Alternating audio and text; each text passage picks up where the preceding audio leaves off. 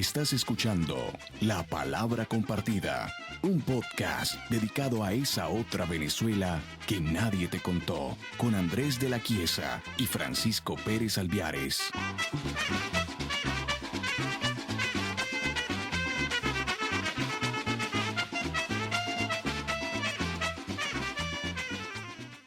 Bueno, Andrés, muchas gracias por esta invitación a este podcast sobre un tema tan importante como es el de Juan Vicente Gómez, que es el hombre principal que inicia el siglo XX venezolano con una guerra con su compadre Cipriano Castro, que es el que de alguna manera mete las provincias de los Andes, las provincias del sur del Zulia y demás, las mete en Venezuela de lleno, el hombre que une, que unifica a una Venezuela rota desde los tiempos de guerras civiles, desde la muerte del Libertador. Y es fantástico poder hablar de estos temas a tantos años que no se hablan en el país, ¿no?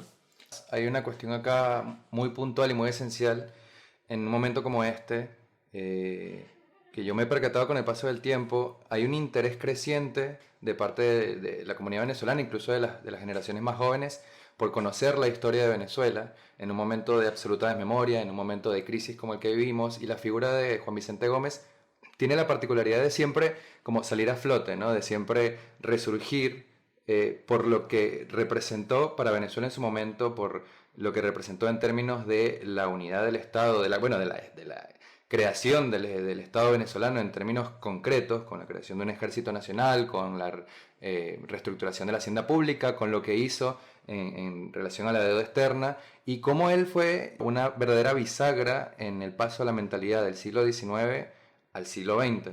Hay muchas teorías de reputados historiadores venezolanos, entre esos está Arturo Uslar Pietri, está Tomás Polanco Alcántara, e incluso personajes que no fueron historiadores que participaron de la vida venezolana, como José Ignacio Cabrujas, que piensan que Juan Vicente Gómez fue una figura esencial para el paso a la democracia. Esta es una idea. Personas tan importantes para la generación del 28, que es la más detractora de la obra de Gómez, personas tan importantes como Ramón J. Velázquez, que es un perteneciente a esa generación, habla digamos que Gómez es puesto de una manera muy panfletaria en los libros de historia, y es por eso que en los años 80, mediados de los 90, se da en las escuelas de historia se da una moda del estudio de Juan Vicente Gómez, que si te pones a ver en las principales universidades del país, las universidades públicas, las tesis de las escuelas de letras, las escuelas de historia, todas iban enfocadas al tema de Juan Vicente Gómez y al tema de la investigación de esa época. Claro, por eso quería comentar que es una idea quizás un poco polémica, ¿no? Hay muchas personas que escuchan esto, sobre todo personas quizás de más edad, nosotros diciendo esto de Gómez, o quien lo habrá escuchado en su momento cuando lo mencionaron estos grandes intelectuales, y habrá saltado diciendo cómo puede ser Gómez el que da paso hacia la democracia. Yo creo que es una idea para analizarla, y eso es lo que vamos a hacer en el episodio de hoy, en la emisión de hoy. Sobre todo porque yo me imagino que a ti también te habrá pasado, al menos en mi caso fue así. Cuando yo estudié en el bachillerato Historia de Venezuela, lo que se enseñaba de Gómez era, digamos, de gacetilla. Era el decálogo de la vergüenza, y Gómez era un personaje safio, un personaje terrible, que solo había significado la ignominia, que solo había significado el atraso para la historia de Venezuela, y que a partir de lo que viene posteriormente, sobre todo con el golpe de Estado del 45, con el trienio de Eco, viene la verdadera democracia venezolana, ¿no? Sí. Y se acaba con todos esos años de atraso, y jamás en toda mi educación secundaria se mencionó en un momento los logros importantísimos para el desarrollo de la nación venezolana que se dieron durante ese periodo. Lo que pasa es que eso tiene mucho que ver con la manera en que a partir del año 45 se empieza a escribir la historia del país por los diferentes personajes. Hay que tomar en cuenta que una de las cosas que fue la guillotina de la propia democracia fue su sectarismo. Claro. El sectarismo no solamente desde el punto de vista político, desde el punto de vista partidista, sino desde el sectarismo panfletario, desde el mismo estudio de la historia propia del país, en donde muchos de los que escribieron la historia fueron protagonistas, pero eso no les quitaba el hecho de colocar simplemente una versión de la historia en función de los intereses políticos de la época. Claro. Entonces eso influyó directamente al punto de que hombres como Juan Vicente Gómez estén tachados y vetados en la historia nacional y puestos como el diablo, literalmente. O sea, en un país tan religioso había que darle una dualidad a todo.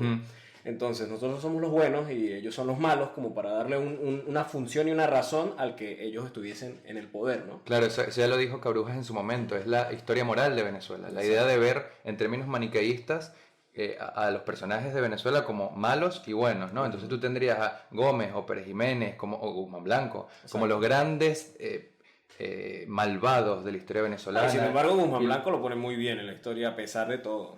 Bueno, pero tú sabes que eso ha sido una recuperación ya posterior.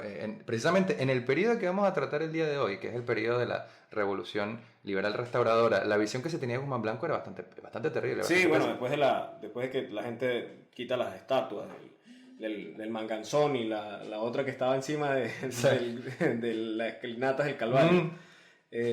Pero bueno, a Juan Vicente Gómez realmente lo tachan literalmente en la historia, también porque se rodeó de algunos personajes que sí le hicieron algún tipo de daño, como uno de sus primos que fue el gobernador o el presidente del estado Lara, y que también fue presidente del Táchira, Eustoquio Gómez, que bueno, fue una persona bastante turbia. Eustoquio venía causando polémica desde hacía tiempo. Sí. O sea, piensa que Gómez todavía no era presidente de la nación y Eustoquio ya se había metido en tremenda disputa con Mataílas, que era presidente del Distrito Federal, y le pegó unos tiros. Y ahí lo dejó tendido. Sí. Okay. Entonces, sí, estuvo rodeado de figuras polémicas, pero así como estuvo rodeado de esas figuras, también estuvo rodeado de prohombres. Los mayores intelectuales del siglo XX. Los mayores intelectuales venezolanos de finales del siglo XIX y principios del siglo XX. Ahí tenemos hombres como José Gil Fortul, como Pedro Manuel Arcaya, Laureano Vallenilla Lanz, Pedro Emilio Coll.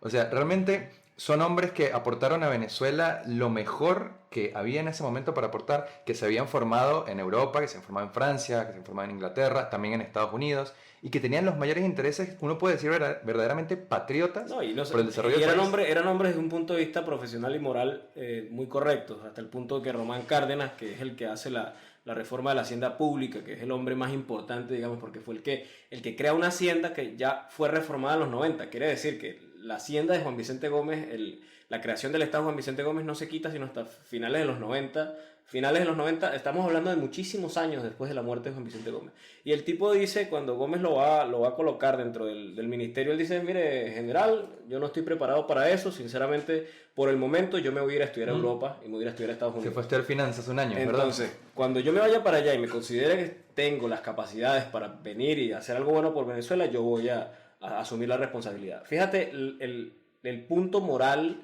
y digamos la meritocracia que tenía ese tipo de gobiernos y ese tipo de personajes que influyeron en la política de la época. No solo eso, también es muy interesante la relación que él mantenía con estos prohombres. Era una relación de mutuo respeto, era una relación de admiración. Por un lado porque Gómez los veía como intelectuales de la categoría que ostentaban realmente. Estaban personajes como estos que mencionamos, pero también estaba Carracholo Parra Pérez, claro, sí. César Súmeta, o sea, verdaderos prohombres y que, digamos, generaron todo un verdadero cambio en las estructuras del país, que hasta el sol de hoy lo poco que queda viene de esa época. O sea, nosotros por ejemplo podemos ver la primera gran transformación en términos de política sanitaria se da en ese momento. Correcto. O sea, en ese momento. Me parece que fue con Darío Maldonado, no recuerdo exactamente ahora, y es algo de lo cual, digamos, se benefician los grandes médicos de la época, como el doctor José Gregorio Hernández, el doctor Luis Racetti. ¿Okay? Correcto. Y también... Es que hasta en la misma literatura, fíjate que hombres como Rómulo Gallegos, que llegó a ser presidente del país, que llegó a ser líder de un partido político muy importante para el país y que, bueno, en parte también le da mucho palo a Gómez, fue un hombre que estudió en parte con recursos del Estado de Juan Vicente Gómez, porque, es más, Doña Bárbara es una novela, yo tuve la oportunidad de entrevistar en Caracas a la hija de Rómulo Gallegos y me contó cómo nace Doña Bárbara, ¿no? Y Doña Bárbara nace en el viaje que hace con recursos del Estado a operar a su esposa en Europa, a la señora Teotiste, porque era una señora que tenía un problema en la pierna y ya no le funcionaba. Y en el barco, desde Venezuela hasta Europa, es donde escribe Doña Bárbara. Entonces, digamos que esa época tuvo mucha influencia en toda la cuestión cultural que tuvo el país, claro, en el resto del siglo, ¿no? Y fíjate tú que esto nos lleva a otra cuestión también muy interesante, que es esa idea un poco de la Venezuela panfletaria, de que esta es la Venezuela del país muerto, ¿no? La Venezuela en donde no se producía nada, pero que sin embargo da luz a estos prohombres y que sin embargo da luz a la generación también de hombres muy preparados que va y le hace la contra a Juan Vicente Gómez. Un caso fundamental para todos y que lo vamos a tratar con mayor ahínco y con mayor minuciosidad en esta emisión es el de José Rafael Pocaterra. José Rafael Pocaterra, probablemente junto con Rufino Blanco Fombona, es el literato y diplomático que más odio y retrechero le tenía a Juan Vicente Gómez, y que escribe una obra que al sol de hoy se sigue viendo como una especie de visión literaria de lo que sería la realidad de esa época, que es Memorias de un venezolano en la decadencia. Claro. Y que, bueno, muchos venezolanos toman como si fuera la Biblia. La Biblia, La exacto, Biblia de la verdad nacional. Un poco lo que pasó con, se llamaba Seguridad Nacional y Pérez Jiménez, ¿no? José Vicente Abreu. Exactamente, José Vicente Abreu. Nosotros también tenemos esa dualidad como venezolanos, que quizás se puede decir hoy en día que no leemos mucho, pero que nuestra visión en gran parte del siglo XX está determinada por la literatura. Es una cosa curiosísima. Pero bueno, ya vamos a ir andando en todos estos temas. Sería bueno que vayamos quizás encaminándonos un poco desde un punto de vista cronológico, histórico, para poder analizar mejor de dónde viene Juan Vicente Gómez, quién es Juan Vicente Gómez antes de llegar al poder, antes de que forme parte de esta expedición interesantísima, importantísima para el paso al siglo XX, que es la Revolución Liberal Restauradora, junto con Cipriano Castro. Y bueno, cuéntanos un poco. Bueno, Gómez es un hombre que muchos historiadores califican que viene incluso de los Gómez de Fuenteovejuna. Digamos, estamos hablando de tiempos de la conquista, ¿no? Los cronistas tachirenses ubican a la familia Gómez desde la colonia, desde la conquista. La familia Gómez siempre tuvo mucho dinero, fueron los hacendados principales que manejaban el comercio del café, las telas y el ganado hacia las provincias fronterizas colombianas. Cuando llegan los alemanes al Táchira, la familia Gómez es la que de alguna manera influye en la construcción del ferrocarril, en la construcción de las principales casas de comercio. Y bueno, de ahí viene un hombre que se cría en la hacienda del Recreo, en la hacienda La Mulera, que es ahora todo un municipio en el estado Táchira. Pero esa era la hacienda de su familia. Imagínense la cantidad de dinero que podía tener esa gente mucho antes de la Revolución Liberal Restauradora. Entonces ahí se quita un poquito eso de Gómez, el hombre que se hace rico con la guerra o que hace la guerra para volverse rico, ¿no? Eso no tiene ningún tipo de sentido cuando era un hombre que tenía todo el dinero del mundo y simplemente entra a financiar la guerra de Cipriano Castro más como por un sentimiento. Él era un hombre muy admirador de Simón Bolívar. Entonces él veía la gesta cuando Bolívar entra, pues cruza el río Táchira. Claro, una idea de grandeza, de la grandeza un poco épica. Exacto, la grandeza épica de Bolívar y la entrada a Caracas cuando Bolívar entra desde la frontera neogranadina. Entonces, bueno, él es un hombre que entra en ese concepto y él es un hombre que ni siquiera tenía experiencia en el campo militar. Él simplemente tenía experiencia en el manejo del ganado, en el manejo de los hombres. No tenía, digamos, cualquier hacendado de la época sabía el manejo de las armas y demás, pero no tenía ningún tipo de comando. Él no toca un comando hasta que Castro se ve con el agua al cuello en Tocuyito y tiene que llegar Gómez con un batallón de trujillanos a salvarlo, porque tenía 16.000 hombres en contra y él solamente tenía 5.000, 6.000 hombres. Claro, exactamente. Y de hecho más adelante se vuelve a dar esa situación con Castro en la victoria, completamente cercado por sus enemigos políticos, y él se va en ferrocarril con todos los pertrechos y con todos los hombres a salvarle las papas, un poco como dirían acá a Juan Vicente Gómez. Que fue un punto extremo de la guerra, sobre todo en Tocuyito, que empezaron ellos estaban recibiendo balas y los soldados de Castro estaban tirando piedras. Sí. Entonces es absurdo cómo se manejaba también la guerra en el momento. También era un país que está totalmente desmembrado, no había vías de comunicación de ningún tipo. Un guayanés no podía conocer a un caraqueño, un maracucho no podía conocer a un oriental, era bastante complicado. Cualquiera de las personas de la provincia que estuviese en Caracas en esa época era más fácil ver un alemán, un holandés, claro, o cualquier tipo de persona que fuera de otro continente que ver incluso un tachirense. Era una cosa súper digamos extraña. que el poder político caraqueño era una cuestión más bien simbólica. Exacto. Que real. Un andino tenía una relación más cercana con un colombiano que con una persona del centro del país o del oeste, del este del país. Es más, incluso las reivindicaciones que se hacen con la Revolución Restauradora también vienen a poner sobre la mesa que el puerto de La Guaira mucho tiempo fue británico. Y son cosas que los venezolanos no saben, y por eso el territorio de la costa central del país, todo lo que era Caracas, La Guaira y demás, por mucho tiempo estuvo dominado por gente que ni siquiera tenía nada que ver con la política nacional, sino lo que hacían era trabajar con la exportación de las cuestiones que producía el país, pero las provincias, cada provincia era el caudillismo era en los tiempos del feudo europeo antes de los reyes absolutos. Claro. Totalmente. Una cosa así. Ahora, fíjate tú qué interesante que él entabla esta relación en un principio, ¿no? De profunda amistad y de profunda camaradería con Cipriano Castro, en una circunstancia, se dan originalmente una pelea de gallos, se conocen ellos. Una circunstancia en la cual ellos entablan en principio una relación en términos económicos.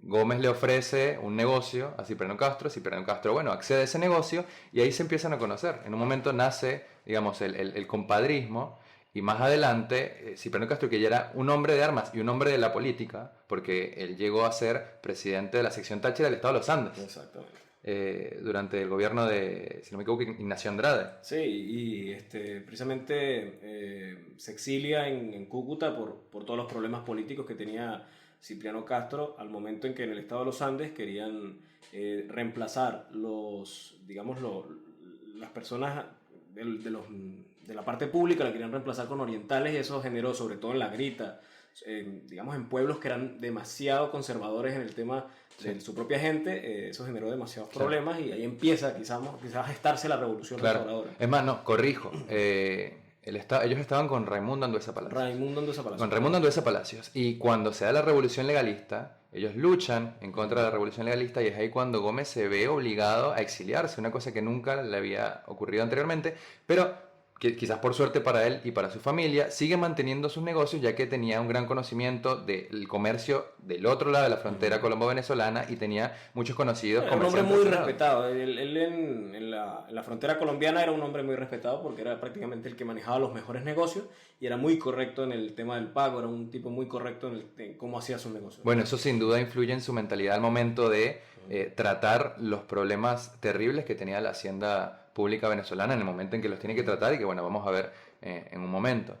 Ahora, cuando Gómez regresa ya con la Revolución Liberal Restauradora, en esa gesta tan grandilocuente, esa caminata, esa marcha desde Cúcuta hasta el interior del país, ¿qué transformaciones crees tú que se dan en la persona entre el Juan Vicente Gómez que sale de Cúcuta y el Juan Vicente Gómez que llega a Caracas como segundo jefe de la revolución y como general en jefe de las fuerzas? Realmente el plan principal de la Revolución Restauradora no era en principio llegar a Caracas. Ellos cruzan el río Táchira con 60 hombres y se van hacia los pueblos de la zona fronteriza y empiezan a sacar gente, campesinos que querían participar para la toma de San Cristóbal y el batallón que estaba en San Cristóbal. Porque se suponía que, que el mando quería tomarse simbólicamente el mando para sacar a los orientales o sacar a los que estuviesen en los puestos o los cargos digamos, el manejo de la ciudad y el manejo del Estado.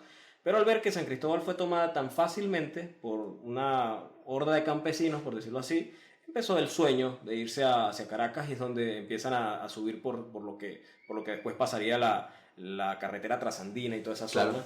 Y bueno, hacen esa gesta de 6 meses para poder llegar a la capital a punta de machete, mulas Bueno, eso ya te habla del precario estado de la defensa, la verdadera defensa que podía tener el gobierno venezolano en ese momento. Realmente no había no solamente ninguna posibilidad de comunicación entre una provincia y otra, sino que además realmente hubo decisiones contradictorias en lo que fue el alto mando o entre los altos funcionarios del gobierno de Ignacio Andrade, y eso por supuesto le termina viniendo en contra. Después de Tocuyito, Ignacio Andrade decide capitular definitivamente, y ahí es que ellos pueden entrar como ya victoriosos a Caracas. A Caracas.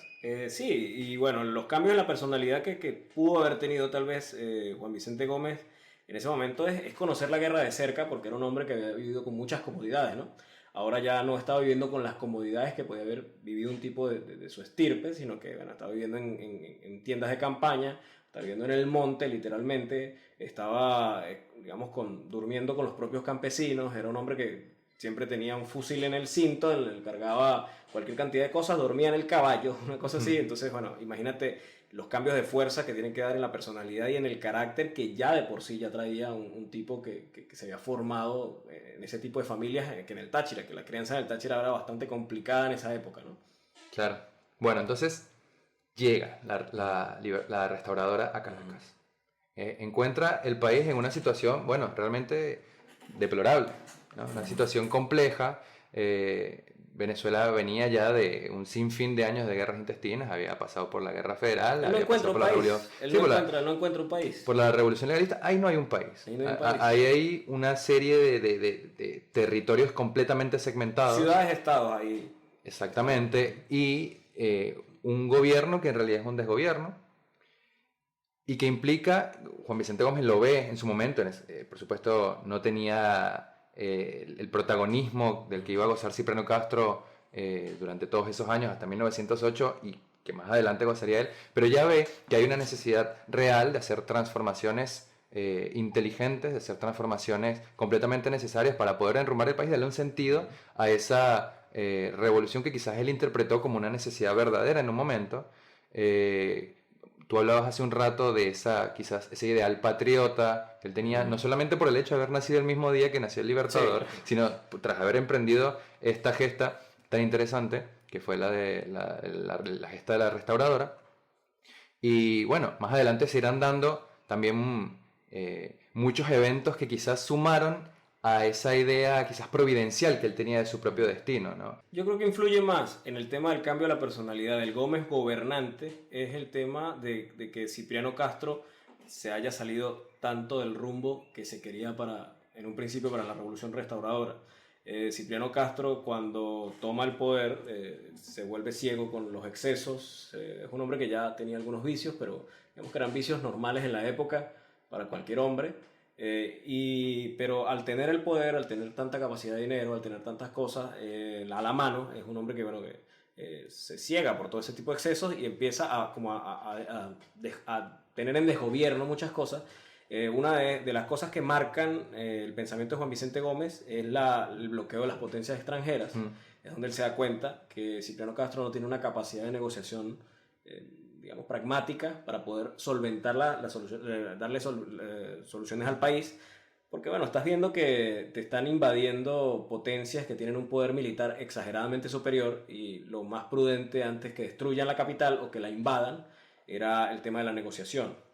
Y es lo que hace casualmente Gómez posterior a la salida de Castro del poder. Es lo primero que hace. Llama a las potencias, le dice, bueno, vamos a sentarnos para que no vuelva a pasar lo que pasó en 1902. Bueno. Que el arbitraje lo hace en ese momento Estados Unidos. Sí, sí, sí. Pero ya Estados Unidos no se va a volver a meter. Y hay una cosa muy interesante, yo creo que se ha elevado muchísimo la figura de Cipriano Castro como una especie de caudillo nacionalista, sobre todo con el chavismo-madurismo, ¿no? Una especie de reivindicación de la figura de Castro, con toda esta rimbombancia de la planta insolente del extranjero ha profanado una vez más el sagrado suelo de la patria y todo lo que se generó alrededor de eso. Era un hombre populista. Claro, exactamente, digamos, un discurso completamente populista, pero más allá del bloqueo que realizan las potencias a principios del siglo, 1902-1903, mucha gente deja de lado que más adelante hubo otro bloqueo quizás mucho más grave para el destino del país, que es el bloqueo que realiza Holanda y que realiza Estados Unidos, exigiendo no solamente el supuesto pago de ciertas reivindicaciones a ciudadanos norteamericanos y a ciudadanos holandeses, sino además, digamos, demostrando una verdadera capacidad destructiva y digamos, como mostrando que realmente podían invadir el país. Y hay un discurso muy violento de parte del Congreso norteamericano en su momento, dirigido al gobierno venezolano, en torno a todas estas reivindicaciones. Bueno, una de ellas tiene que ver con lo que fue la New York and Bermúdez Company. La New York and Bermúdez Company había sido una compañía de asfalto importantísima durante finales del siglo XIX y principios del siglo XX, que además financió lo que fue la Libertadora en su momento, exactamente, con Manuel Antonio Matos. Entonces había estado muy metida en insidias, en levantamientos en contra de Cipriano Castro, y Gómez, bueno, ya la tenía fichada, sin duda alguna. El tribunal, lo que se llama el Tribunal Federal y Casación, que había en ese momento en Venezuela, que era la unión de dos tribunales, de dos cortes, la Corte Federal y la Corte de Casación, decide juzgar en el territorio venezolano a la New York and Bermúdez Company y se dicta que tiene que realizar un pago específico de cierta cantidad de millones de bolívares al Estado en concepto de todo el daño, no solamente material, sino moral que causó al país. Ahí Estados Unidos entra defendiendo los intereses de una empresa obviamente norteamericana y exige que se haga un arbitrio, ¿no? Internacional a través de lo que era la Corte de La Haya. El gobierno venezolano dice que no. Eso sucede en principio con Cipriano Castro. Y el discurso que tiene Cipriano Castro es un discurso hostil. Es muy Es violento. un discurso bastante violento que no es para nada inteligente viniendo de un país como Venezuela que no tenía recursos militares para poder defenderse de ese ataque. Hay que entender también que no tenía... el contexto de donde viene Cipriano Castro, donde vienen todos ellos, digamos, los políticos de provincia. Era donde todo se resolvía a machetazos. Claro, sin duda. Entonces era el país donde todo se resolvía a machetazos y Caracas era francesa. Eso era todo. Entonces allá resolvían todo con fumarse un tabaquito, una cosa, y tomarse un par de whiskies, claro. Y todo se resolvía. Pero fíjate tú cómo empieza este problema. Por un lado están las solicitudes que realizan los empresarios norteamericanos en suelo venezolano de ciertas reivindicaciones que el gobierno les tiene que dar.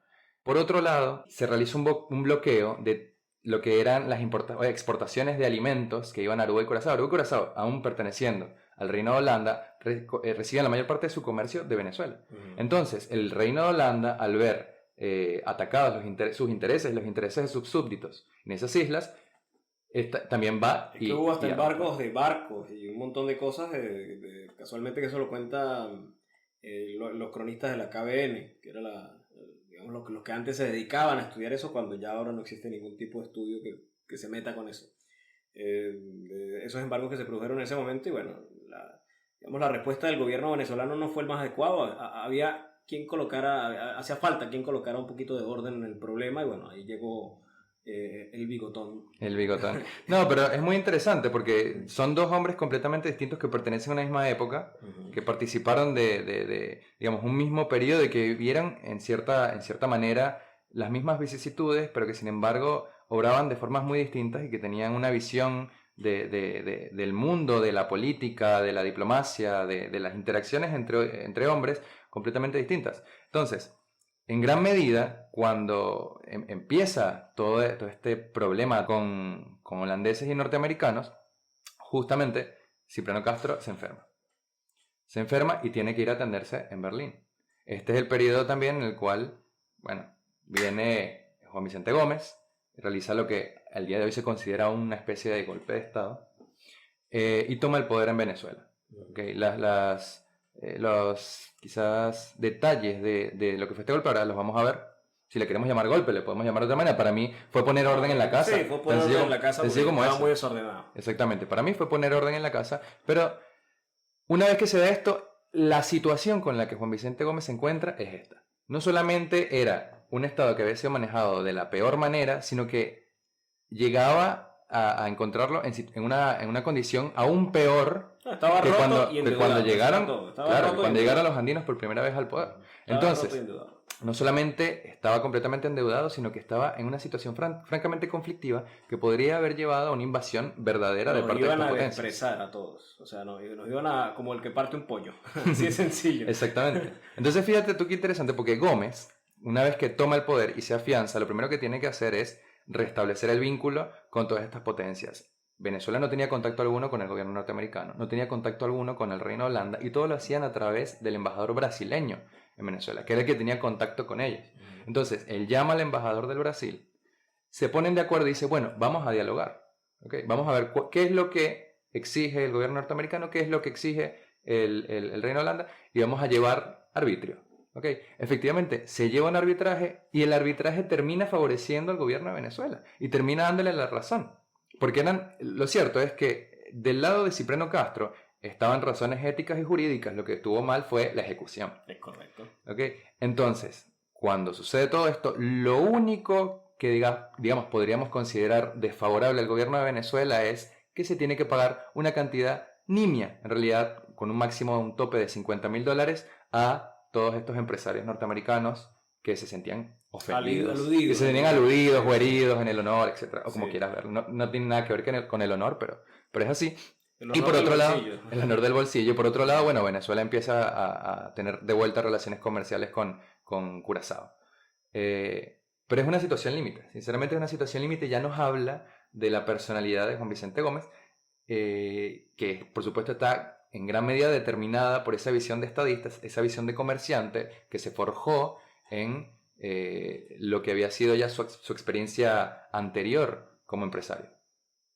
Correcto. Y bueno, ahí también habría que tocar un tema muy importante que ya entrando en tema del gobierno de Juan Vicente Gómez, que es un tema muy polémico que todo el mundo quiere tocar siempre, pero casi ninguno sabe, que es el tema de la persecución, la rotunda, el bla bla bla, de los grillos, tú sabes.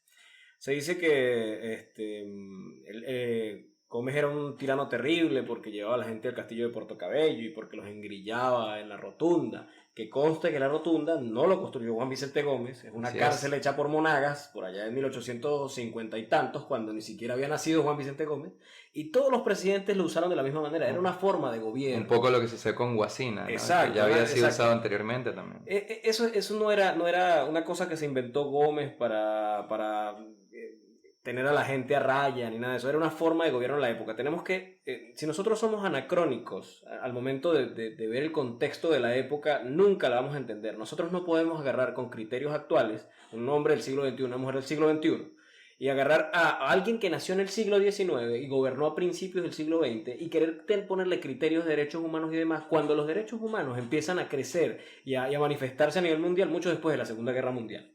Entonces, si nosotros vemos el contexto mundial de cómo funcionaba el mundo en ese momento y cómo funcionaba Venezuela, era un gobierno normal y común de su tiempo. Cuando Europa, la mitad eran reyes y los que no eran reyes eran cualquier tipo de gobiernos despóticos, más bien Venezuela estaba entrando en un contexto de orden y en un contexto donde estaban naciendo las primeras instituciones. El país se estaba organizando, estaba uniéndose, porque el país estaba totalmente desmembrado por las guerras civiles, donde Barinas en cualquier momento le podía declarar la guerra a Apure y Caracas no decía nada, entonces no había ningún tipo de control en ninguna parte, ¿no?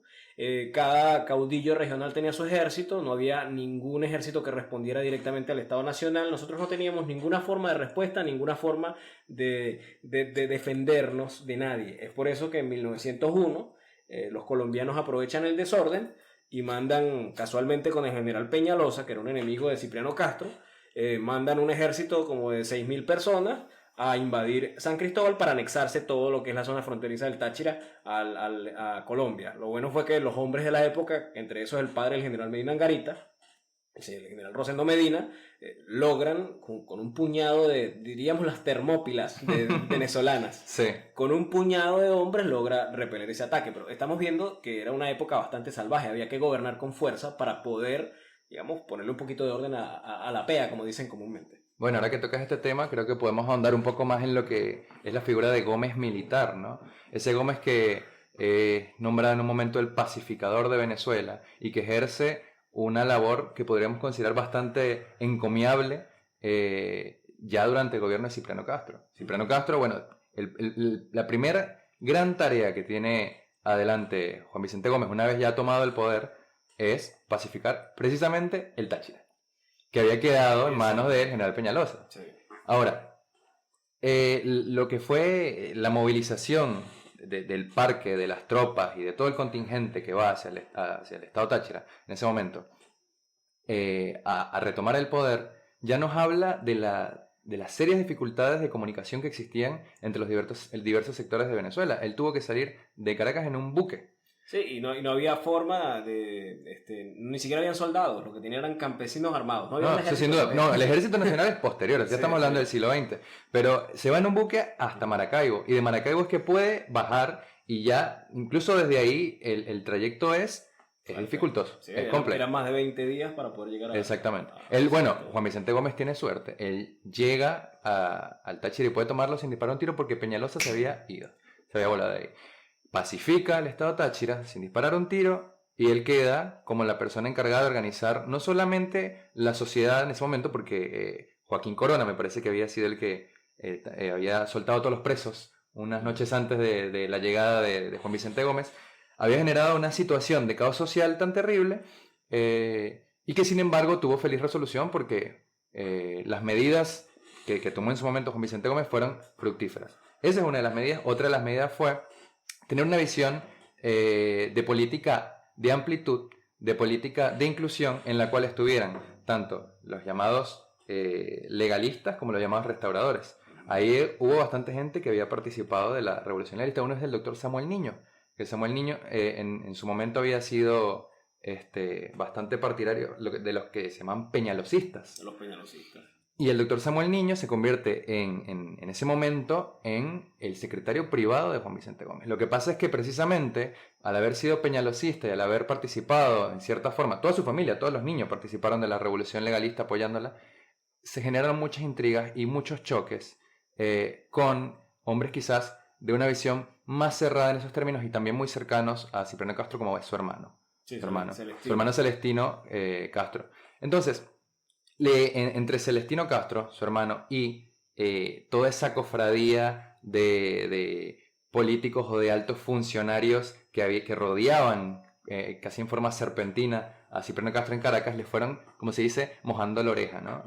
Alrededor de la figura de Gómez, que empezaba a cobrar cada vez más relevancia y cada vez más prestigio por razones puntuales. Exactamente, por razones puntuales y por razones reales, que habían sido en principio su labor en la pacificación del Táchira. Más adelante eso crecerá mucho más. ¿Y qué es lo que hace Cipriano Castro? Bueno, Cipriano Castro decide darle el poder a su hermano Celestino. Correcto. Y le dice, por favor, entréguele el mando a mi hermano. Y es interesante porque Juan Vicente Gómez, en vez de reaccionar violentamente, ¿qué hace? Da un paso al costado y dice, bueno, yo se lo entrego y me dedico una vez más a mis labores comerciales. Era un hombre muy prudente, sí. Era un hombre bastante prudente y bueno, y con esa prudencia gobernó durante 27 años. No es como dicen por ahí que era el bruto, paleto, animal, que leía el periódico al revés y que le tuvieron que leer todos los libros de los que aprendió en su vida, ¿no? Era un hombre que no solamente sabía leer, escribir, era un hombre que escribía hasta poesía, tocaba el cuatro, escribía canciones, o sea, era polifacético. Sí. Lo que le faltaba era hablar inglés. Sí. Pero ahí ya quizás estaba un poco más complicada. Sí, ya está más complicado. Pero bueno, no lo dejaba. No, pero bueno, sí es cierto que Juan Vicente Gómez se retira una vez a la vida no solo comercial, sino a la vida familiar, vuelve a La Mulera. Y esto a Cipriano Castro le sorprende, me imagino yo, ¿no? Dirá, bueno, pero esa no es la reacción que yo esperaba. Y es muy loco porque en más de una ocasión Cipriano Castro le tendió un peine a Gómez. Una es la aclamación, que ahora también la vamos a ver. Pero en este caso, ¿qué es lo que sucede? Celestino le dice a su hermano, no, vamos a traer de vuelta a Gómez, vamos a endulzarle la oreja, vamos a traerle de vuelta porque sinceramente tiene un gran prestigio y es capaz de movilizar a mucha gente. La mentalidad que ellos tenían era una mentalidad de que estaban constantemente rodeados de intrigas, ¿okay? Y no era mentira. Sí. Pero lo cierto es que en su momento, o por lo menos hasta ese punto en específico, Juan Vicente Gómez no era un hombre de intrigas. Era un hombre que, en primer lugar, apreciaba muchísimo la honestidad y la lealtad. Eso es algo que va a dirigir su política de gobierno hasta el final de sus días. Importantísimo para él. La frontalidad entre aquellos que considera sus personas más cercanas y sus amigos. Era un hombre leales. que no estaba infectado con la política. Eso era todo. Él no estaba enfermo con la política y él le interesaban cosas más importantes. Bueno, él mismo lo dijo. Digamos, a él le tocó el papel de ponerse a la cabeza del primer mandato del país por una cuestión, digamos, casi casual. Y de evitar también que se metieran otros que eran incluso peores que Cipriano y que ya estaban en su gabinete. Porque casualmente al enfermarse Cipriano Castro, el que tenía que estar en el poder legalmente, por eso se dice que no es un golpe, era Juan Vicente Gómez, porque es su vicepresidente. Era el que tenía que estar ahí. Pero bueno, el gabinete no quería a Gómez y el gabinete se pone a armar un atentado que se lo hacen, varios atentados contra Gómez, sí. y Gómez dura escondido alrededor de un año. Sí. Dura alrededor de un año escondido hasta que, bueno, logra la Corte Federal de Casación, logra, junto con un contacto que él tenía dentro de ese gabinete que se suponía que estaba todo contra él, y puede hacer la primera intriga de su vida. Y puede lograr enjuiciar a Castro en el exilio y, bueno, asumir el poder ese 19 de diciembre que estamos cumpliendo en este momento. ¿Cuántos años estamos cumpliendo? Un montón. Un montón, sí. Bastantes décadas. Sí, bastantes décadas. Ya pasaron 2 días, pero sí, bueno, me parece 2 días y medio pasaron. Es excelente que tratemos el tema de Gómez en esta fecha, ¿no? Sí. Pero me parece también muy interesante ¿Cómo cambia la mentalidad de Gómez en este momento? Hay un excelentísimo historiador venezolano que ya lo mencionamos, es Tomás Polanco Alcántara, que a mi juicio es el que realizó la biografía más detallada, más imparcial y con mayor cantidad de datos que se ha hecho de Juan Vicente Gómez. El mejor biógrafo del siglo XX venezolano es sin duda Tomás Polanco Alcántara. Eso lo tenemos que tener muy en claro. Pero es interesante porque él es, junto con Ramón J. Velázquez, quien por primera vez intenta acercarse a Juan Vicente Gómez desde el punto de vista de este es un ser humano. Y son relativamente con sus vicios y con sus virtudes, sí. Y así es que hay que tratar de entenderlo. Es una labor encomiable la que él hace. Pero bueno, Él lo que propone en su tesis es que precisamente esta primera malquerencia de Cipriano Castro genera un cambio en la personalidad de Gómez que es pivote para su relación posterior con Castro. Mucha gente, hasta el sol de hoy, piensa que lo que hizo Gómez fue una especie de puñalada trapera a un compadre y gran amigo. Hay mucho mito con eso. Claro, un compadre y gran amigo que en realidad no lo eran. Ellos tenían ya aproximadamente unos 7 u 8 años de relación cortés. No era una relación de verdadera camaradería. Habían tenido relaciones comerciales. De hecho, en un momento Juan Vicente Gómez tuvo una deuda importante con Cipriano Castro que pagó a través del Banco de Venezuela. Es que es más, en esa época todo el mundo era compadre. Tú y yo nos conocíamos y a los 15 días ya tú eras el padrino de la quinta muchacha que yo iba a tener ya.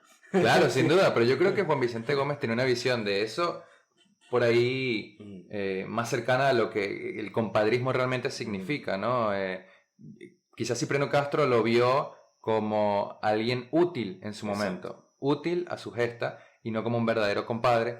Y creo que el percatarse de eso y el percatarse de quiénes estaba rodeado y lo que podía significar para su vida, lo que podía significar para su labor como comerciante y empresario y para su familia, lo hizo dar un giro de 180 grados en la manera en que empieza a vincularse con los demás. ¿El qué entiende? Bueno, entiende que en primer lugar no puede confiar en nadie de buenas a primeras. Entiende que no puede delegar el destino del país en las manos de una persona que no está preparada y que evidencia con sus actos que no está preparada para eso. Y entiende a su vez que él nació para ser el primero. Que él nació es como decía... para ostentar, digamos, el protagonismo en todo un escenario en el cual hasta ahora había sido un segundón. Es como decía el doctor Pedro Emilio Herrera en algún momento. Él decía, bueno, que Gómez se dice que manejó el país como una hacienda, como la hacienda propia de su propio peculio, dicen por ahí. Y sí, porque en el momento realmente el país no era nada.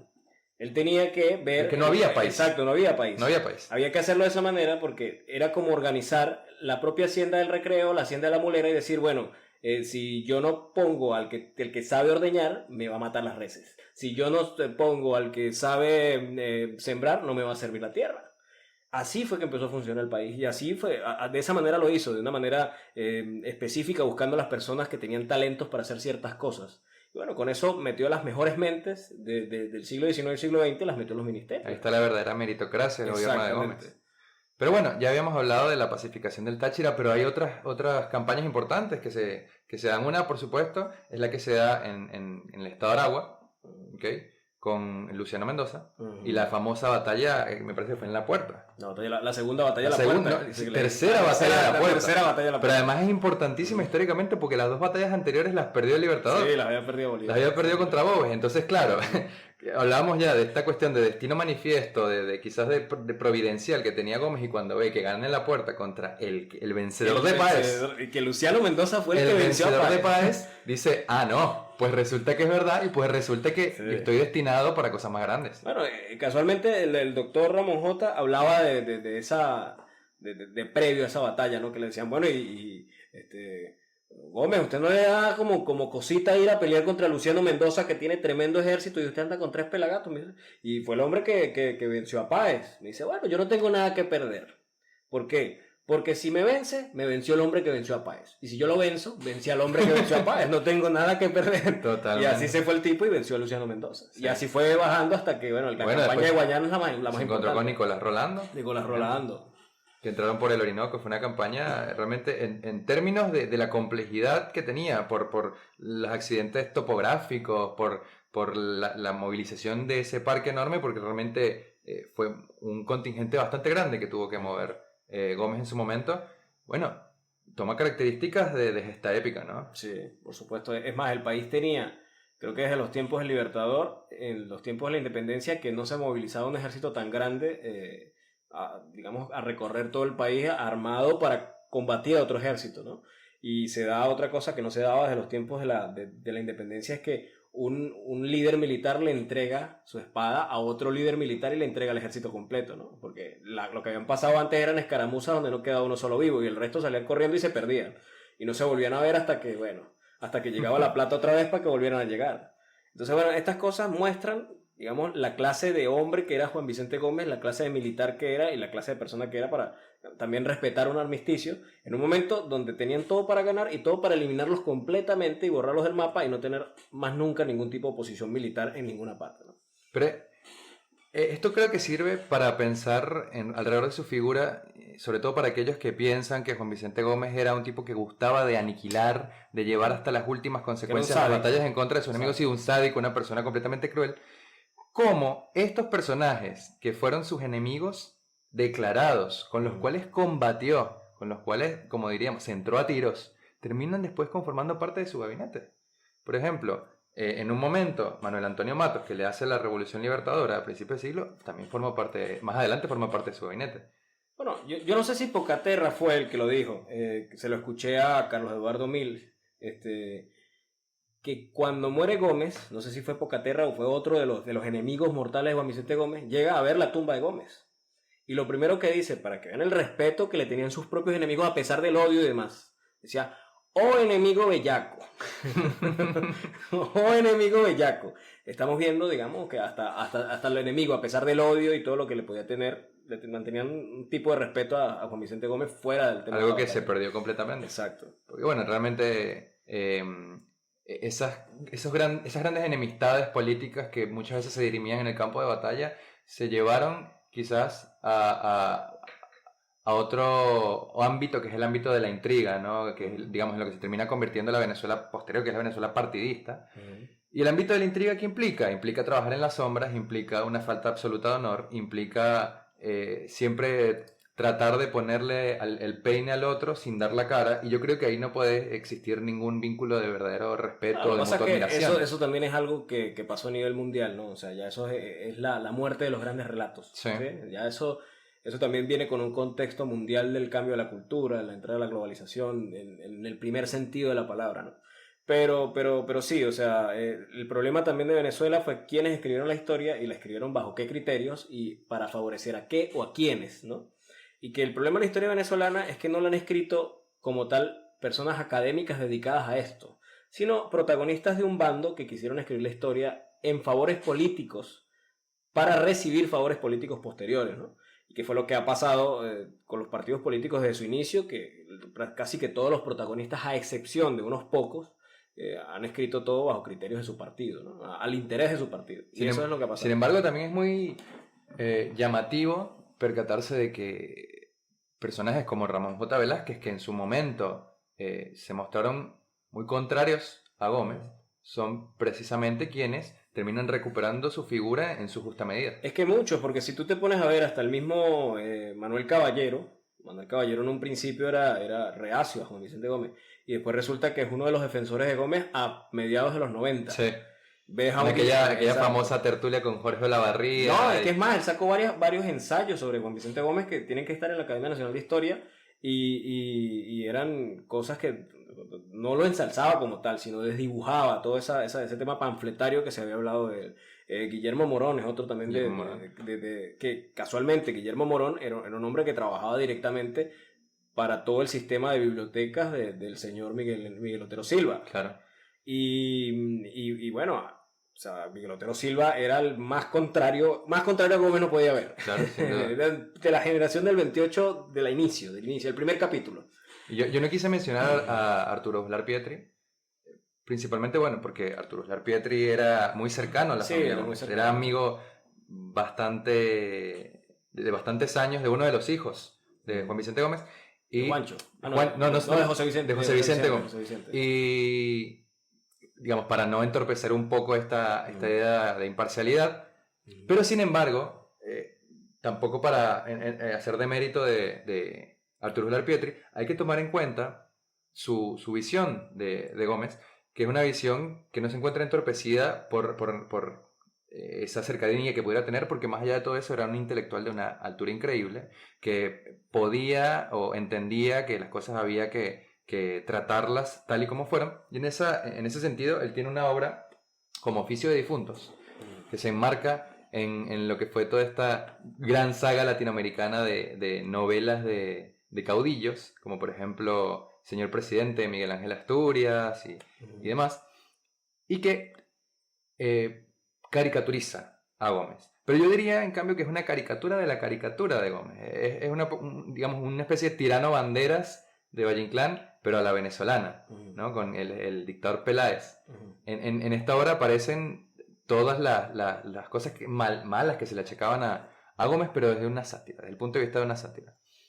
Y ese es uno de los grandes testimonios que deja Uslar Pietri sobre Gómez, porque la mayoría de ellos no los dejó por escrito, sino que los dejó a través de sus tertulias constantes con el pueblo venezolano o en sus tertulias con otros intelectuales. Bueno, y una de las razones por las que no pudieron nunca execrar a Arturo Uslar Pietri, a pesar de que lo intentaron mucho, porque Arturo Uslar Pietri es casi que el primer exiliado del golpe del 45. Sin duda. Y está Golpe y Estado en Venezuela, que es una obra y siempre se le intentó execrar de la política, siempre se le intentó execrar de las instituciones de la investigación de la historia, de las escuelas de letras, pero nunca pudieron hacerlo porque era un tipo que tenía tal prestigio, incluso con sus propios enemigos políticos, que no podían hacerlo tan de frente porque, bueno, iba a generar un choque importante dentro de todas las instituciones. Sin duda, sin duda. Bueno, ahora veamos un poco cómo se da esa transición, ¿no? Entre lo que es lo que fue el gobierno de Cipriano Castro y la toma del poder por parte de Juan Vicente Gómez. Ya está terminando esa primera década del siglo XX. La situación de Venezuela realmente es crítica. Y como lo comentábamos, él se encuentra con una serie de cuestiones que deben resolverse en la inmediatez. Juan Vicente Gómez llega al poder e inmediatamente empieza a estructurar todo el Estado venezolano, que bueno, no existía, empieza a crearlo, digamos. Creo que la mayor preocupación de Gómez era la deuda. No, o sea, yo creo que él tenía varias preocupaciones. Una de esas era sin duda la deuda, porque dentro de su mentalidad de comerciante estaba una cuestión que es muy básica, que muchas veces en la alta economía y en la macroeconomía no se toma en cuenta y se ve como una cosa menor, que es eso de siempre debe uno gastar menos de lo que ingresa, es decir, debe ingresar más de lo que se gasta. Claro, siempre debe estar digamos, en superávit fiscal relativo. El superávit fiscal, claro, si lo queremos ver en esos términos, eso es esencial. Lo primero que hay que hacer es saldar todas las deudas posibles y para eso hay que hacer ciertos recortes. Y un tema de confianza. Él quería, si él se iba a sentar a negociar con las principales potencias internacionales para la inversión en Venezuela, lo primero que tenía que hacer era saldar las deudas. Claro, él ya además había tenido que vivir las consecuencias posibles para el país de entrar en deuda con potencias tan poderosas como Alemania, como Italia, como Holanda, como Inglaterra, como Estados Unidos. Y bueno, y también tenía digamos, eso que dijo Arturo Uslar Pietri en algún momento, que ya a finales de la Guerra Federal, ya terminando la Guerra Federal, se habló en el Cabildo Caraqueño, en el Congreso de Caracas, se habló de separar a Venezuela en 3 países distintos. 3, 4 países distintos. Sí. Ya esas eran cosas que marcaban a Gómez. Entonces él decía, bueno, pero ¿qué vamos a hacer? O sea, si tenemos que hacer lo que sea para que el país se mantenga, para armar una estructura, hay que saldar las deudas, que es lo primero que hay que hacer, para mantener una confianza con el resto de países que nos van a prestar o nos van a comprar. Entonces podríamos decir que Juan Vicente Gómez tiene como su plan de gobierno esencial durante los 27 años que está en el poder una serie de cuestiones que son, en primer lugar, el mantenimiento de la paz social. Exacto. Que eso tuvo que ver en gran medida con su lucha en contra de los caudillos y eso se va a extender por un periodo, sin duda, por un periodo superior a lo que uno podría pensar en la primera década del siglo XX. Es el afianzamiento del poder de Juan Vicente Gómez. Las luchas intestinas continúan, no es tan sencillo. Después, unificar a Venezuela en un sentido real, en un sentido literal, porque Venezuela estaba completamente incomunicada. Exacto. Y ahí se da un gran plan, el primer gran plan de obras públicas del siglo XX lo hace Juan Vicente Gómez. Ese es uno. Después decíamos saldar las deudas, arreglar la hacienda, resolver el problema de la deuda pública que implicaba la deuda interna y la deuda externa, que finalmente en 1930 se acaba la deuda externa venezolana, que esa cuestión es un hito y es algo que hoy en día no podríamos siquiera imagínate soñar. Lo ridículo de cómo está la economía nacional en este momento, ¿no? Para irnos a término. 350 millones de bolívares de la época. 350 millones de la época. Imagínate ahora cuánto puede ser la deuda. No, es ridículo, sinceramente. Sí. Pero bueno, más allá de eso, hay otras reformas que Gómez hace que muchas veces se dejan de lado y que a mi juicio son incluso más importantes. Una de esas es la reforma educativa que se hace con el doctor Gil Fortuny, que es trascendental para el futuro de Venezuela. Así como Guzmán Blanco pone la instrucción pública primaria obligatoria en 1870. Pero nunca se cumplió. Que no se cumplió realmente porque en Venezuela solamente había 25.000 estudiantes y las escuelas primarias eran muy pocas. Juan Vicente Gómez con Gil Fortul, porque no hay que tampoco descreer que Juan Vicente Gómez estaba encima de cada una de las reformas que se realizaban. Él examinaba con mucha minuciosidad todo lo que sucedía. Si bien no era un hombre entendido en todos los ámbitos de su gabinete ministerial, sí asesoraba cada uno de los pasos que... Sí, sin duda. Se dejaba asesorar, pero estaba encima de lo que sucedía, ¿no? Para que las cosas se llevaran a buen término. Pero es cierto que la labor del doctor Gil Fortul es una labor impresionante. Una de las primeras cosas que hace es una reforma universitaria. En Venezuela había solamente 2 universidades y 2 universidades que funcionaban mal. Una de esas, por supuesto, la Universidad de Caracas, que después terminó siendo la Universidad Central de Venezuela. Y más allá de eso, se hace una reforma en la estructura del colegio primario y secundario. Pasa a ser una estructura de colegios graduados. Y por primera vez en Venezuela, los muchachos que tienen que ir a estudiar hacen 5 o 6 años de primaria, 5 o 6 años de secundario, dependiendo de si es una escuela técnica o es una escuela normal, y después van a la universidad. Es decir, se estructura en términos formales lo que es la educación. Se regulariza la educación. Sin duda, sin duda. Y eso es una cuestión esencial y que muy pocas veces se retoma, muy pocas veces se piensa. Muy pocas veces, no solamente muy pocas veces se muestra, nunca se muestra esa faceta del gomecismo, ¿no? Siempre tratan de banalizar el gomecismo como una dictadura bananera al peor estilo de cualquier película de Mad Max. Sí, claro, así. Sin duda, que intenta mantener a su pueblo en la ignorancia, porque sí es mucho más sencillo mantenerse en el poder. Pero no, los hechos demuestran, y todo esto, digamos, es de fácil acceso, porque tanto en la biblioteca del Palacio de Miraflores como en la biblioteca del Congreso de los Estados Unidos... No es tan fácil ya. Bueno, no, pero no. Por muchos años toda esa data era completamente accesible al pueblo venezolano y eran archivos y documentos que perfectamente podían consultarse. Con datos estadísticos. Y esa reforma tiene consecuencias maravillosas para el país. Una de esas es que, a mí no me gusta mucho hablar en términos cuantitativos, pero en este caso me parece que lo merece. Venezuela pasa de tener 25.000 estudiantes a tener 150.000 estudiantes en un término de 10-15 años. Y para un país que en gran medida tampoco tenía las posibilidades de acceder a la educación. No había ni carreteras. ¿Quién puede ir para la escuela? O sea, exactamente. Era ilógico. Las ciudades no estaban conectadas. O sea, no había forma de ningún tipo de que la gente ni siquiera supiera cuál era la geografía del país. Si un estudiante de esa época quería sentarse a ver la geografía del país, que iba a ver? O sea, vería la geografía de la Venezuela de Agustín Codazzi. Una cosa así. Y ahí entramos en otra cuestión puntual, que es el gran plan de obras públicas que hace Juan Vicente Gómez. Hoy en día, con bombos y platillos, se recuerda mucho la Trasandina, ¿no? Porque diríamos que dentro de todo este aparataje, ese fue un poco el bebé, ¿no? de Gómez. Para él era realmente importante porque él lo sufrió, además. Fue muy compleja, fue una carretera exageradamente compleja. Yo la he recorrido prácticamente toda. Y es una carretera que tú te pones a ver, y hoy, en pleno siglo XXI, hay tramos que son complicados y que tú no te explicas cómo en esa época esa gente sin maquinaria se puso a hacer eso a punta de pico y pala. Porque hay tramos totalmente difíciles de la montaña donde hoy tumbarían ese pedazo completo con dinamita. Sin duda. Pero en esa época le dieron pico y pala a todo.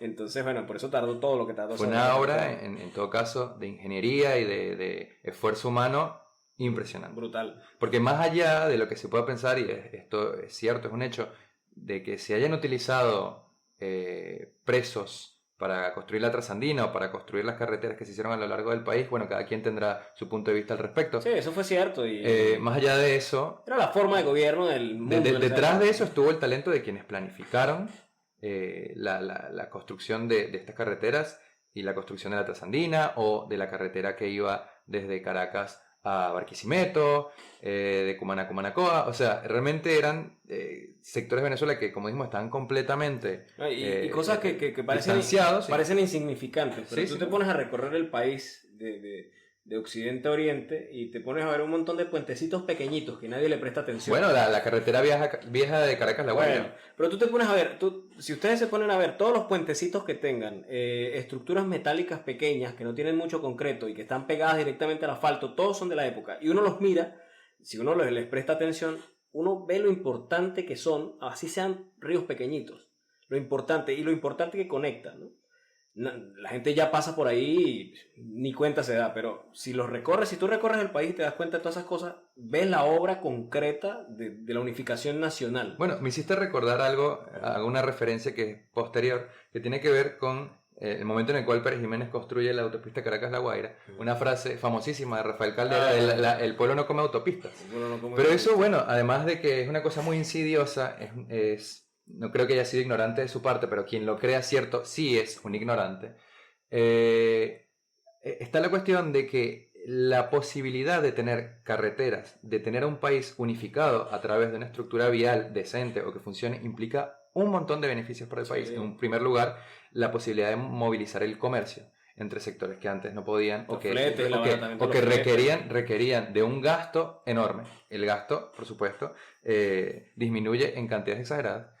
Eso por un lado. La comunicación en términos comerciales, el aumento de la movilización entre sectores de Venezuela que estaban completamente distanciados y que ahora empiezan a sentirse como venezolanos. La unificación de la cultura, porque sobre todo las provincias de la zona de los Andes siempre se identificaron más con Colombia en un principio, porque si tú por lo menos lees el libro de Arturo Guillermo Muñoz, que te lo voy a prestar casualmente, está bastante bueno, que habla sobre cómo los Andes se van metiendo en el país hasta 1899, te das cuenta que en un principio se identificaban en ciertas cosas con Colombia porque era muy difícil tener contacto con algún venezolano central. Claro. Pero después eran como los primeros luchadores porque los colombianos también querían agarrar ese pedacito, ¿no? Y tampoco se iban a dejar. Bueno, lo mismo pasaba, por ejemplo, en Ciudad Bolívar, que la única manera de salir que tenían era a través del Orinoco, y el primer punto de contacto que tenían fuera de eso era con Trinidad y Tobago, claro, no con el resto del país. Entonces, es una labor también muy trascendental y muy importante. Después, bueno, tenemos otra serie de cuestiones que vamos a ir tratando. Una de ellas es el Gómez, que se encuentra por primera vez con la necesidad de establecer una política petrolera verdaderamente estructurada para un país que cada vez más va encontrando cantidades cuantiosas, descomunales de este recurso. Muchísimo mito. Sobre todo, el famoso régimen de concesiones. Acá hay para desgranar, pero bueno, muchísimo para tirar al techo. Y acá se establece la primera ley de hidrocarburos, ¿okay? Que es una ley importantísima para Venezuela. Ya antes había una ley que venía de tiempos de Guzmán Blanco, ley de minas, podríamos decirlo así, que establecía, para ir acabando con los mitos, ¿no?, que cualquier recurso que se consiguiera en territorio venezolano le pertenecía al Estado venezolano. Esto en principio ya derriba esa idea de que acá se regaló, o que Gómez regaló el petróleo a todas las empresas extranjeras, particularmente norteamericanas, como quiso y como pudo, y que por supuesto no es cierto.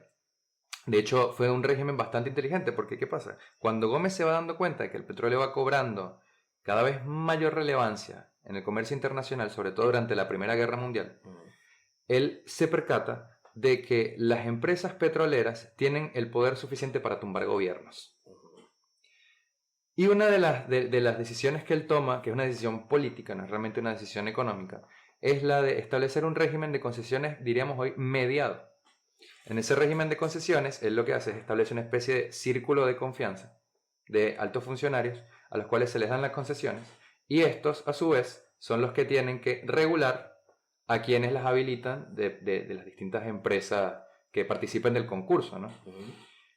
Uno puede pensar que esto en términos éticos es discutible. En términos prácticos, en absoluto.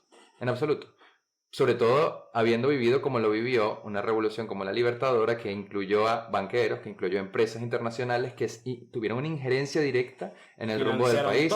Financiaron todo, absolutamente todo, intentando mejorar las condiciones de sus empresas. Entonces, esto es muy interesante, pero dentro de esa ley de hidrocarburos, que si no me equivoco la hizo el doctor Gumersindo Torres, están dos cuestiones también muy esenciales. Una de esas cuestiones tiene que ver con cómo se ajustó el régimen de concursos, porque en un principio quienes fueron a Venezuela a extraer el petróleo fueron empresas inglesas. Se les empezó a remover la concesión a muchas de esas empresas que no habían cumplido con lo pactado o con la cantidad de materia prima que tenían que extraer o la cantidad de de impuestos que tenían que pagar el Estado y se puso a concurso con empresas norteamericanas, llegando a un punto de equilibrio y de competencia. Entonces, en un estado de competencia más o menos equitativo, las empresas norteamericanas y las empresas inglesas se disputaban y no había una preponderancia, una preeminencia de ninguna de las dos. Correcto. Eso fue una movida también muy inteligente. Y por otro lado, esto no se habla nunca. Gumersindo Torres aumenta lo que es el régimen impositivo para estas empresas. Y de esta manera, el Estado venezolano empieza a recibir cuantiosos ingresos que le permiten a Gómez llevar adelante todo su plan de gobierno, sobre todo a partir de 1917, 1918 en adelante. Correcto. Bueno, con eso, digamos, empieza lo que es el arte y la cultura de la primera mitad del siglo XX venezolano, que empieza la gran arquitectura neocolonial de Carlos Raúl Villanueva, con la construcción de la Maestranza de Maracay, con la construcción del Nuevo Circo de Caracas, con la construcción de diversos edificios que fueron los que marcan de alguna manera los íconos principales de diversas ciudades del país. Bueno, empieza la verdadera conexión nacional, empieza la habilitación de los puertos realmente como tenían que ser, empieza Venezuela a sonar en el mundo de alguna manera, empezamos a recibir la visita de importantes líderes mundiales, como fue uno de los Borbones, creo que fue a Venezuela. Bueno, cuando estalló la Primera Guerra Mundial recibimos los principales embajadores de los que eran beligerantes en la guerra a ver qué posición iba a tomar Venezuela. Y no tomó ninguna. Ninguna, Ni antes inteligente. ni después. Porque cuando se hizo la famosa conferencia de paz, Gómez tampoco participó. Exactamente. Entonces era un tipo que estaba claro en sus cosas, sabía cómo eran las cosas y una cosa muy paradójica porque era un tipo que nunca había salido del país. Nunca. Es más, Gómez viene a conocer el mar cuando llega con la Revolución Restauradora. Un tipo que jamás había salido de Venezuela. Él vivió en Maracay, estuvo en Caracas y vivió en Táchira. Más nada. Como un hombre que no había salido nunca del país, que no conocía la política internacional, podía tener ese nivel de visión para poder negociar en la geopolítica y en el entorno, digamos, mundial, en un escenario tan complicado como era la Primera Guerra Mundial. Yo tengo una teoría al respecto. Yo lo que creo es que con el tiempo la alta política y la alta economía se han complejizado a un punto en el cual se han alejado completamente de la realidad. Yo creo que Gómez, si bien no era, como decíamos, para nada un hombre ni ignorante ni safio, supo entender que la manera de llevar adelante un país no se alejaba demasiado de la manera de resolver por ahí conflictos más pequeños. Al resolver, digamos, todos los problemas que traía la hacienda, él aplicó muchas de las políticas que ya había aplicado a su vida personal como comerciante. Al resolver los problemas que tenía Venezuela en términos de comunicación y vialidad, resolvió muchos de los problemas que había tenido que vivir él también como comerciante en una provincia como el Táchira, en donde no había carreteras. Entonces, él lo que hizo fue, digamos, tener una visión estadista. Hay gente que nace estadista, digamos. Sí. Y quizás tener la inteligencia de ver con cierta grandeza desde una cuestión por ahí más anecdotaria, pero que no estaba exenta de verdad y de realidad. Y dentro de todo ese tema estadista entra el forjar el ejército, el nacimiento de la aviación tanto comercial como la aviación militar, el asesorarse con los mejores para poder hacer este tipo de cosas, traerse a Samuel McGill, que era un hombre que había sido formado en la escuela prusiana, que había creado la Academia Militar Chilena. Por eso podemos decir que eso siempre lo son academias hermanas. Exacto, son academias hermanas, que eso lo dije en estos días en Venezuela Inmortal y que le gustó mucho a los venezolanos que están en Chile, ¿no? Porque ya tienen otra anécdota que contar a los chilenos. Y bueno, y todo ese montón de cosas, bueno, esas alianzas que tenía también con el Kaiser, que era un tipo que de alguna manera lo veía por allá desde un huequito, pero decía, bueno, este tipo está ahí, es bien chévere, vamos a trabajar con él. Y muestra a un hombre que estaba muy claro de su entorno, un hombre que quería transformar un país y convertirlo en un país de verdad, en un país que tuviese preponderancia, y que Venezuela es el único país que en esa época se aleja de cualquier tipo de guerras, porque si tomamos en cuenta la época, principio del siglo XX, toda Latinoamérica estuvo en guerra. Cuando no era cuando no era Colombia contra Perú, era la guerra de estos contra estos, de Chile contra este. Venezuela fue el único país que no tuvo una guerra en ese momento. Después de las guerras civiles, con la entrada de Gómez, se acabó todo. Sin duda. Fue la verdadera paz. Sin duda.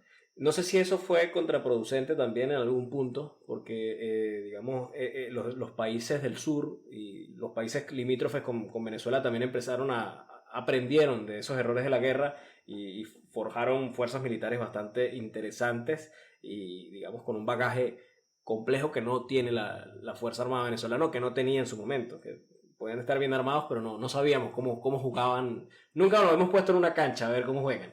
Igual lo que se puede rescatar de eso es que lo que terminó convirtiéndose en el Ejército Nacional era un ejército que estaba curtido en batallas, sí, porque gran parte de él había participado con Gómez en el proceso de pacificación y en todos los levantamientos que se fueron dando de ahí en adelante. Entonces, era gente que había visto batalla. Sí, lo que pasa es que, bueno, muchas de las batallas, sin contar lo que fue la campaña de Guayana y algunas, eran batallas también un poco escaramuzas en algunas cosas, porque si bien el ejército previo al ejército nacional formado por Gómez, tampoco era un ejército demasiado formado, o sea, no había una escuela. Si bien el Libertador había creado una academia militar del ejército de la Gran Colombia, y que eso dejó secuelas en los países en los que se convirtieron después la Gran Colombia, no eran tampoco tropas muy curtidas. Ahí está el ejemplo que un montón de campesinos tumben al ejército nacional, ¿no? Claro. Eso dice mucho de ese ejército. Sin duda. Entonces, bueno, creo que Gómez dejó un país civilizado, un país sin deuda, un país con educación y un país conectado, que fue lo más importante. No solamente conectado entre sí, sino conectado con el mundo.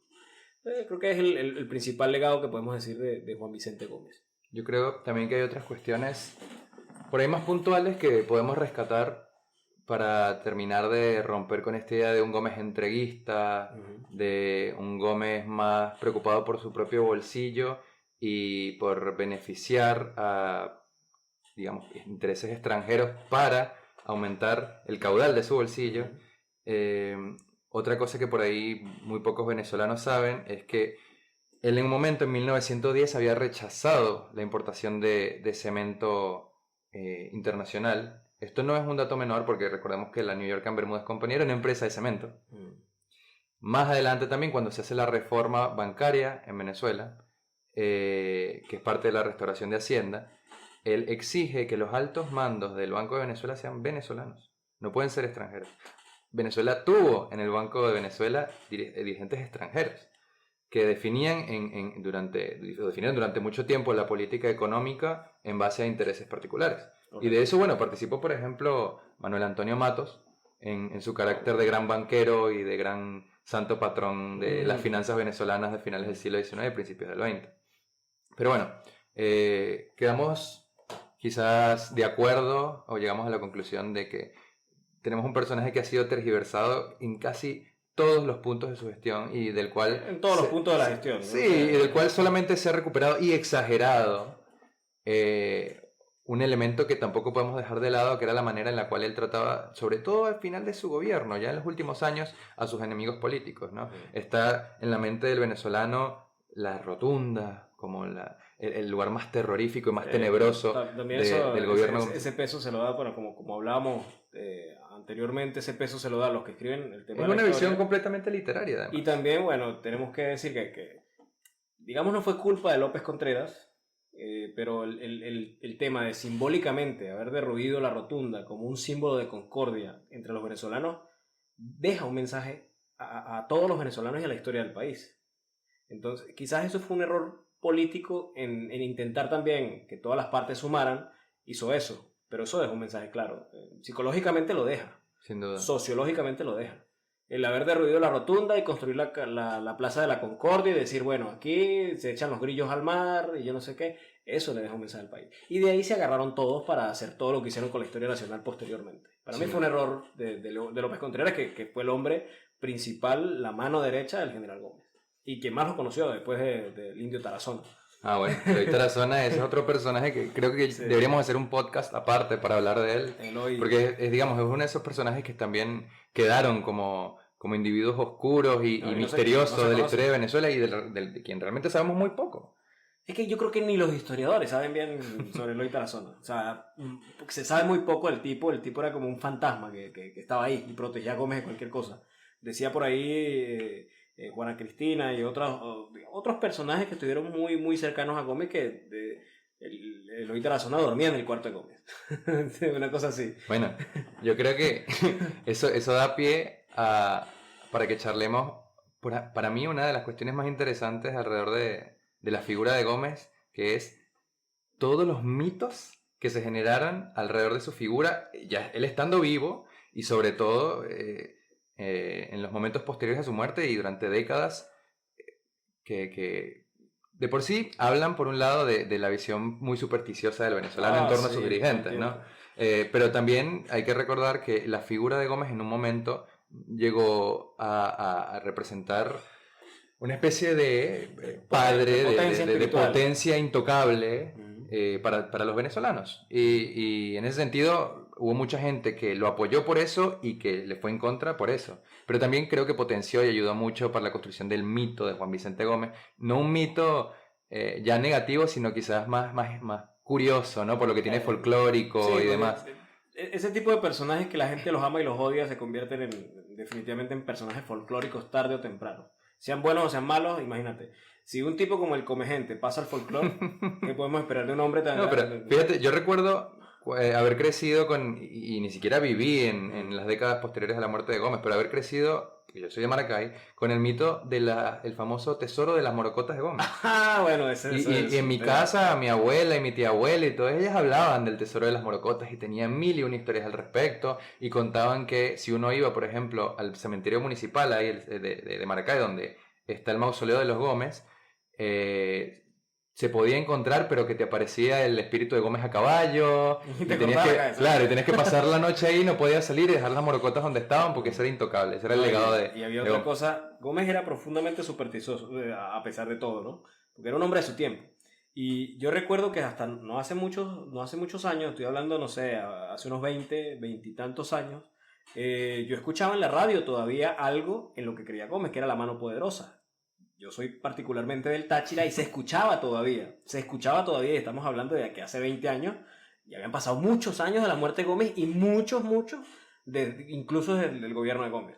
Y se escuchaba, bueno, la mano poderosa era una mano, se suponía que era la mano de Dios, una potencia donde cada dedo era un santo. Y Gómez pasó a integrar parte de la mano poderosa. Y se escuchaba en la radio que decía que ven para que te leamos la mano poderosa. Y era una cosa comiquísima y que eso fue hace nada. Entonces ahí podemos ver que también el venezolano tiende a convertir las cosas en mitos, a convertir las cosas en folclore. Es un tema que sociológicamente es complejo y tal vez... Pero no ha pasado con todos. No ha pasado con todos. Gómez realmente se vio, podríamos decir, afectado muy particularmente por esta visión fantástica de la vida y de la política y de la sociedad que tiene el venezolano, porque uno no podría decir que le pasó lo mismo a Medina Angarita, o que le pasó lo mismo incluso a Guzmán Blanco. Con Guzmán Blanco sí hubo mucha historia, mucha leyenda urbana, pero nunca una cuestión, digamos, de índice mitológico como pasa con Gómez. Y yo creo que eso es muy interesante y es necesario rescatarlo porque a mi juicio también sirvió para que el venezolano viera la figura de Gómez desde otra perspectiva completamente distinta. Quizás una perspectiva más cercana, de sentirse... quizás más relacionado con algo que toma del folclore, con un personaje por ahí más humano, porque contar estas anécdotas que pueden resultar chistosas quita el componente divino de la figura de Gómez y permite acercarse al Gómez vivo, al Gómez humano, ¿no? Gardel le canta a Gómez una canción particular que la gente tiene que buscarla en internet, que se llama El pobre gallo Bataraz.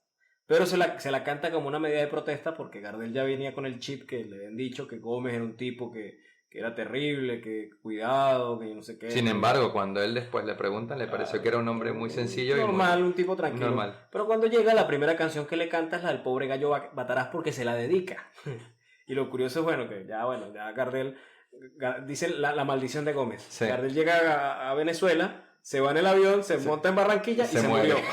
El tipo, sin duda. La maldición de Gómez. Bueno, y así hay mil y una más. Y para de contar, por ejemplo, hay otra, nos vamos a extender en anécdotas, pero hay otra que tiene que ver con la relación entre Juan Vicente Gómez y Rómulo Gallegos, ¿no?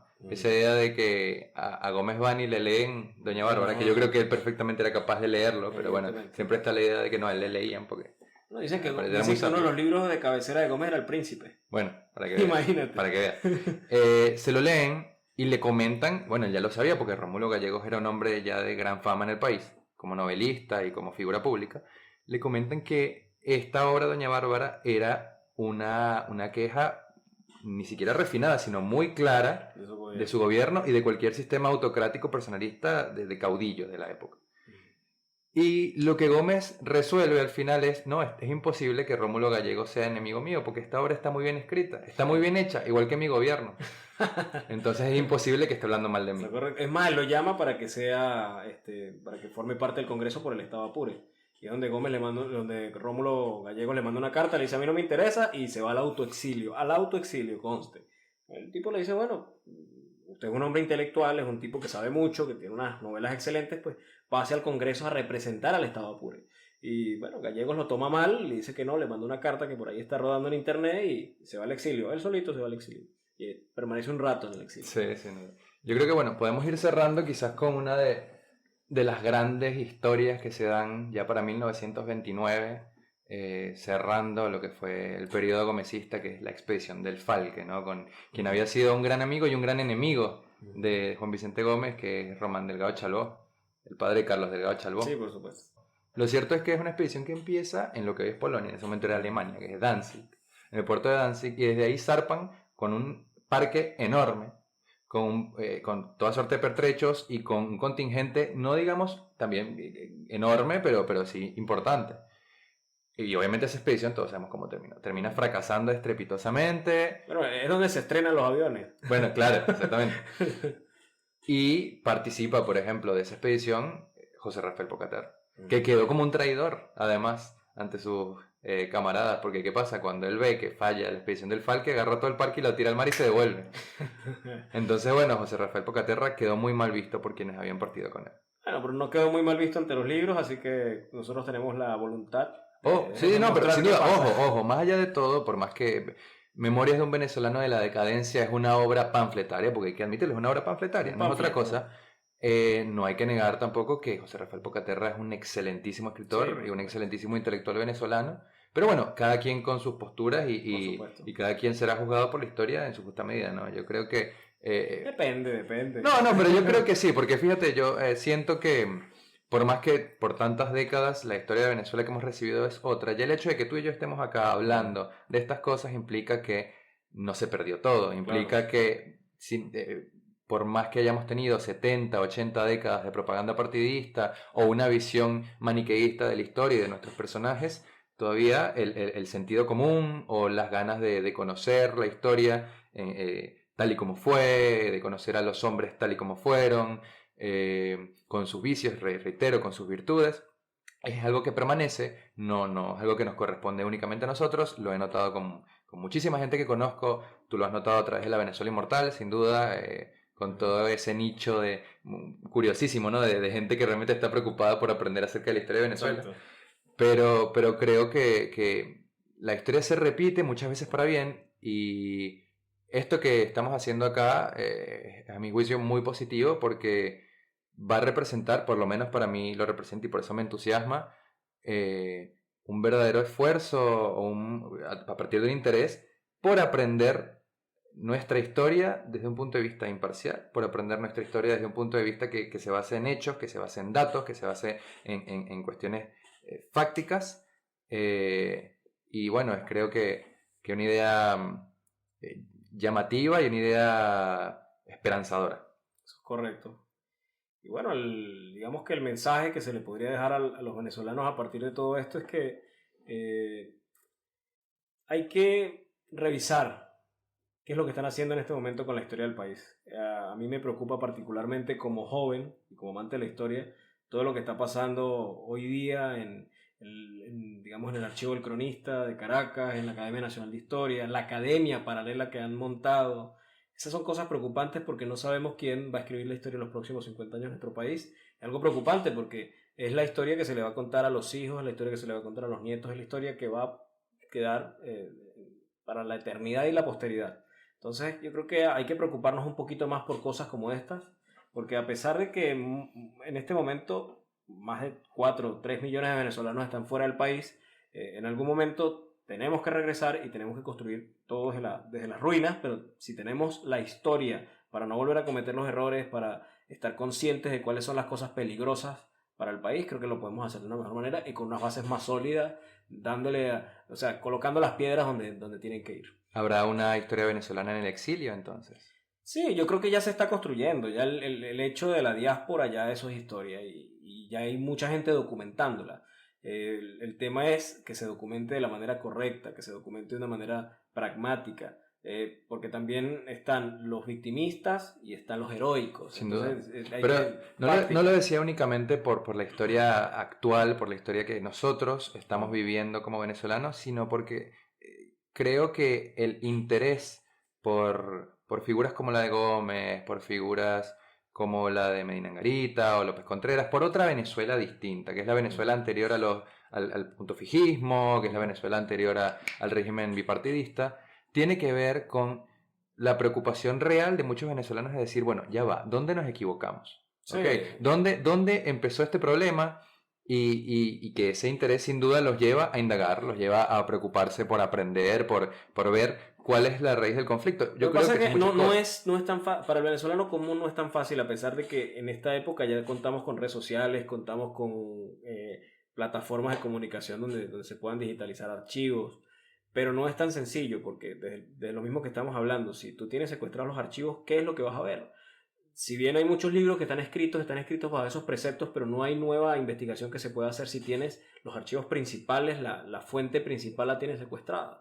Entonces, seguiremos releyendo y releyendo y releyendo e investigando los mismos libros que hemos leído en los últimos 60 o 70 años, ¿no? Entonces, por eso es tan importante hacer énfasis en lo actual, en lo que está pasando con la academia, porque eso es lo que nos da pie a entrar a la fuente principal y poder decir, aquí nos equivocamos porque esto no me lo habían contado. ¿Qué es lo que estamos haciendo ahora? Esto no me lo habían contado los libros que he leído o los libros que hemos leído en la educación venezolana en los últimos 60 o 70 años. Por eso es tan importante tanto lo actual como lo antiguo. Por suerte para Venezuela y para todos los venezolanos, gran parte de nuestra historia en videoteca o en hemeroteca se encuentra fuera de Venezuela, en la Biblioteca del Congreso de los Estados Unidos. Sí. Algunos dirán, bueno, esto es otra injerencia del imperialismo, pero yo creo que eventualmente va a tener resultados bastante beneficiosos para aquellos que, como tú, o como yo, o muchos otros, estén interesados en recuperar la historia de Venezuela cuando haya que recuperarla y reconstruirla cuando haya que reconstruirla. Lo que sí considero es que ya me parece que nos extendimos un poco... Un poquito nada más. Un poquito nada más para lo que sería un primer podcast. Nos extendimos 27 años. Solo, sí, sin duda.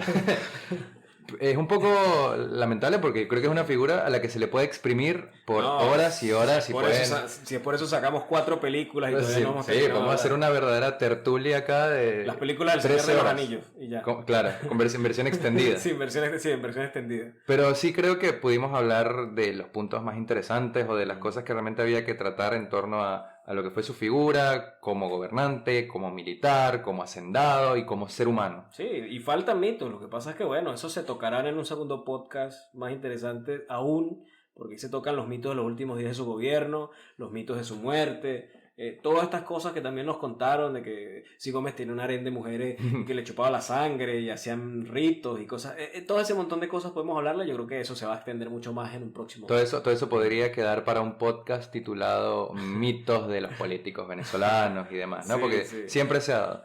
Pero bueno, aprovechamos también la ocasión para decirles a todos los que nos escuchan que en nuestro próximo podcast vamos a tratar un tema del cual dimos algunas pinceladas en esta emisión, que va a ser el trienio ADECO, ¿no? Uh-huh. Ese periodo de 3 años que yo creo que es el peor estudiado y el del que menos se sabe en todo el siglo XX venezolano, porque realmente la serie de atrocidades que se cometieron ahí y de despilfarros y de desfalcos no las conoce nadie. Uh-huh. Mucha gente ve eso, lo que fue el golpe de Estado de Medina Angarita, que se estaba dando, a mi juicio, una procesión con sentido e integral hacia una Venezuela democrática, lo ve como el inicio de la democracia venezolana. Uh-huh. Y mucha gente cree que eso fue golpe de Estado y Rómulo Gallegos, cuando en realidad hubo un gobierno de facto de 2 años y medio. Exacto. Entonces, bueno, es un tema para utilizó la seguridad nacional a diestra y siniestra. Claro.